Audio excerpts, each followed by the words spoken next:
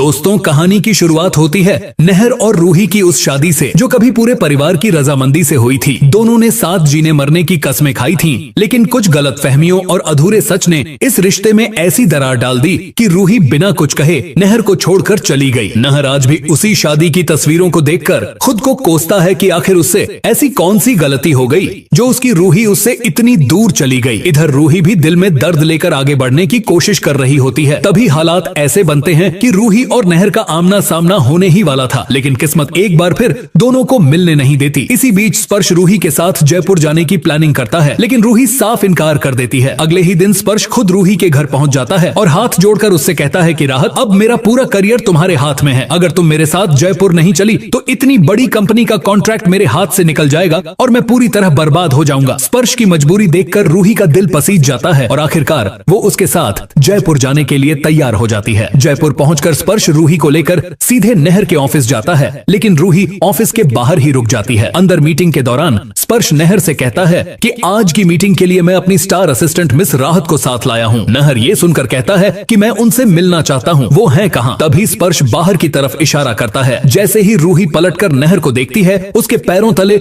जमीन खिसक जाती है। वहीं नहर रूही को देखकर खुशी से भर जाता है और बिना कुछ सोचे समझे उसे गले लगा लेता है। नहर भावुक होकर कहता है, रूही तुम मुझे छोड़कर कहाँ चली गई थी? मैंने तुम्हें हर जगह ढूंढा। मैंने तो तुमसे बस एक मामूली से कागज पर दस्तखत करने को कहा था। लेकिन तभी रूही खुद को संभालते हुए नहर से दूरी बना लेती है और कहती है, आप कौन हैं? मेरा नाम रूही नहीं राहत है। स्पर्श भी तुरंत बात संभालते हुए कहता है कि आपको गलतफहमी हो रही है, ये हमारी टीम की मेंबर हैं। लेकिन नहर साफ कह देता है कि मेरी आंखें कभी धोखा नहीं खा सकती, ये रूही ही है। आखिरकार रूही टूटते हुए सच कबूल करती है और कहती है, हाँ मैं रूही हूँ, लेकिन अब मैं आपको हमेशा के लिए छोड़ चुकी हूँ। आपने जिन कागजों पर मुझसे दस्तखत करवाए थे वो मामूली नहीं बल्कि तलाक के कागज थे। ये सुनते ही नहर के पैरों तले जमीन खिसक जाती है। नहर तुरंत पूरा सच बताते हुए कहता है कि रूही तुम्हारे साथ बहुत बड़ा धोखा हुआ है। जो कागज मैंने भेजे थे वो तलाक के नहीं बल्कि उस बच्चे को अडॉप्ट करने के थे जिसे मैं और तुम दोनों मिलकर अपनाना चाहते थे। और जिस औरत को तुम मेरी दूसरी पत्नी समझ रही थी वो असल में रोमल जी की पत्नी है। अवनी का घर बचाने के लिए मुझे झूठ बोलना पड़ा, मैंने तुम्हें कभी धोखा नहीं दिया। नहर की ये बातें सुनकर रूही की सारी गलतफहमियां दूर हो जाती हैं और उसकी आंखों से आंसू बहने लगते हैं। एक बार फिर नहर और रूही का रिश्ता जुड़ जाता है।